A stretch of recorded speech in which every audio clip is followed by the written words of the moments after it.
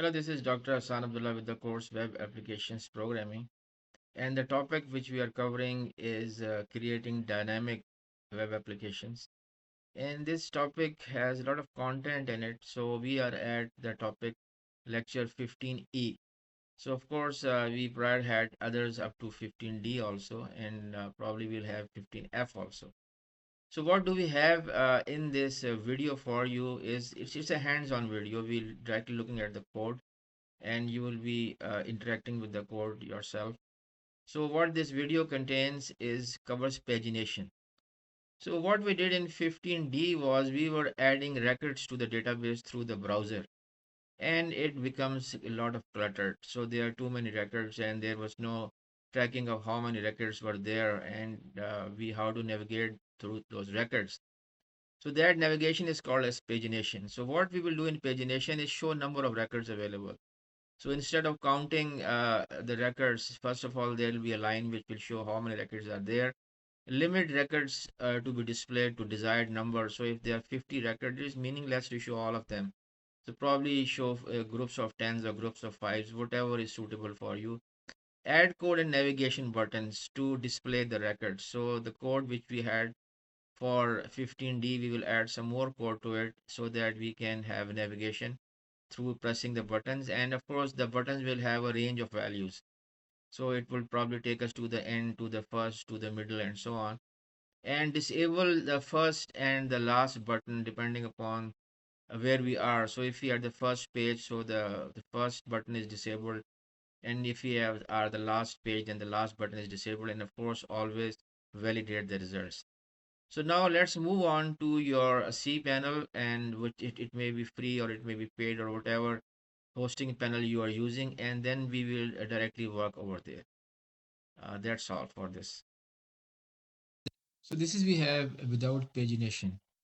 What are the issues with it? The first issue is that which is not related to pagination. The issue is that we don't know how many records are there. We have to actually count the records. So whenever we add a record or we delete a record, we end up counting the record, which is not a smart way of doing things. Number one. Number two is that we have like probably eight records here. So if we had more records, then if like say 50 records, so scrolling through 50 records is lot of it's a big problem, right? So keeping track of how many records you have seen and how many you have not seen. So need to have this results to be manageable. To for them to be manageable, we need to perform pagination. So this is the page in which we perform pagination. So let's look at the code. So this basically is this here is the connection to the database, right? And the username, password, and everything is here. And the connection is checked. Now we need to find the total number of records. So from the student table, so that's what we are doing here. And we load that number of records, and then we are setting the pagination. So what we're doing is that the number of records to be displayed on a page is set to 5.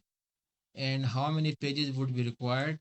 That was the total number of records divided by the records per page.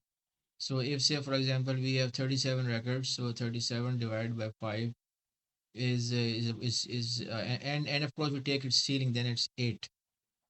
So get current page from the get request. So we want to see that do we have the number of pages to start showing. If we don't have, we generate that number. Okay, it could be 1, it could be 2, and so on. And then we want to fetch the records. Okay, and select SID, which is the student ID, and these are all the title of the columns from the student table, and limit. Now this is a limit is a SQL command which is telling us that for a certain page what should be the offset and what should be the records per that page. And then we display the total number of records, and how we got that total number of records. We got their total number of records from total underscore records. Okay, and where is total underscore records? That is there we are, total underscore records count result. This is from the PHP variables. Okay, so we have these numbers and we display that how many records are there. So total records, that number is displayed now, which was not there before. All right, then is the user list page of total pages. Page is a one of three pages, one of two pages, depending, and that we've already calculated. Okay, total pages we have already calculated. So now we move on and we set the properties of the table, and we set the border also, and set the column titles for the table itself.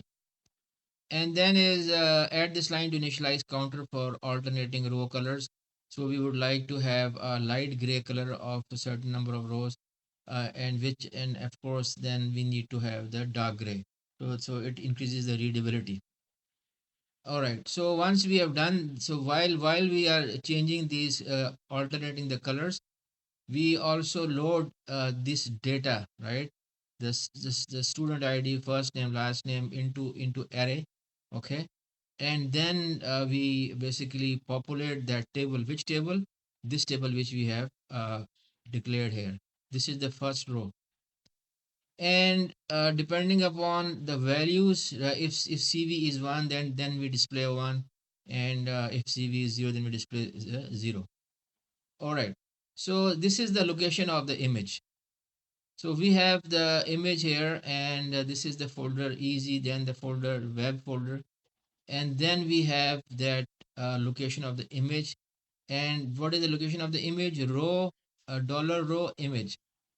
Okay, dollar row image. And where does that dollar row image comes from? That comes from dollar row image, that comes from the path which was stored in the table student. Okay, and then I had not assigned any type to it. So now we assign this dot is the concatenate command of the operator of PHP. So make that file type JPG. Okay, and add student image. So one if somebody moves the mouse over it, then show student image. Okay, and width and height of the image is set to 100. Whatever the actual one will be, that's going to be displayed. And if there is no image, then echo no image, right? And echo the system date and the system time, and row count plus plus, increment the row counter, so that you move on to the next one. And if there's nothing, then of course nothing to display. Now this is the interesting part. Now uh, we have these buttons or links for navigation purposes. So what are the parameters for those buttons? What makes the first page, and what makes the last page the last page? So for the first page to be, dollar first underscore page has to be 1. And for the previous page to be, what is the index, right? We will have a previous page if dollar page is greater than 1. Okay, that's the case. And this is the way other have been defines. The middle page is the total pages divided by 2. That was 37 divided by 2, and the ceiling. So I think that 37 divided by 2, you can do the calculation. And for the next page, that's the way the next page has been defined. Bootstrap style pagination buttons with distinct functionality. For that, you have to call the bootstrap functions in the style above.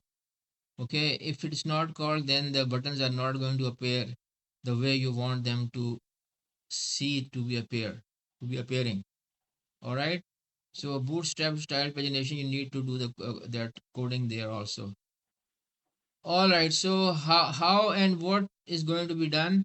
This is the condition over here, the first and the previous one, and this disabled basically is telling us that the button is disabled.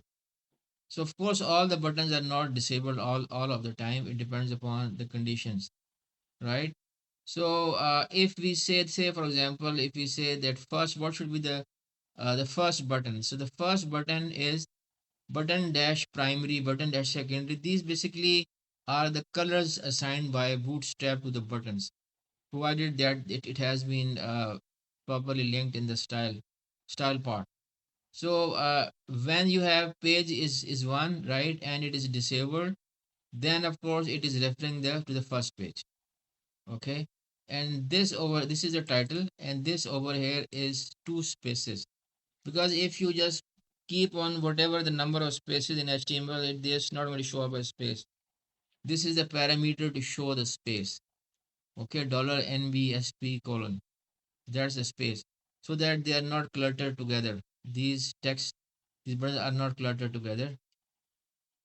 So this will perform the pagination, right?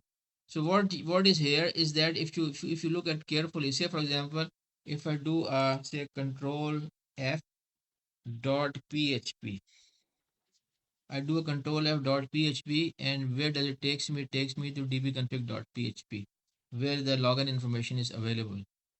So what is happening here is that this page is not calling any other page. This page is not calling any page, but this page basically calls itself. So href is equal to is page. This is the for the parameter passing, and it is calling it itself. This is that's that, and it is being called with reference to the limit. All right. So I hope you understand this code. So now let's go on. Let's move and run this code. This is what we had. So these are all the records, and this is the output of uh, lecture 15D. So what I did was for the pagination, I changed the name of the page. Okay, and not only changed the name of the page, but actually added certain content also, right? And when I run this, so total records are 8. User list page 1 of 2, this which I mentioned, and we have those alternating colors. And now if I click on next, it will show me the next set of the records. So now it's very convenient. So I can set the value to 10 to see 10 records, or to 4 records, or to 5 records. If I click on first, then I see the first 5 records. Now remember that this SID is not the serial number. This is the student ID, so to say. See, this is 30, 40, and 706 here. We will work on it also. So that's all for pagination. Thank you very much.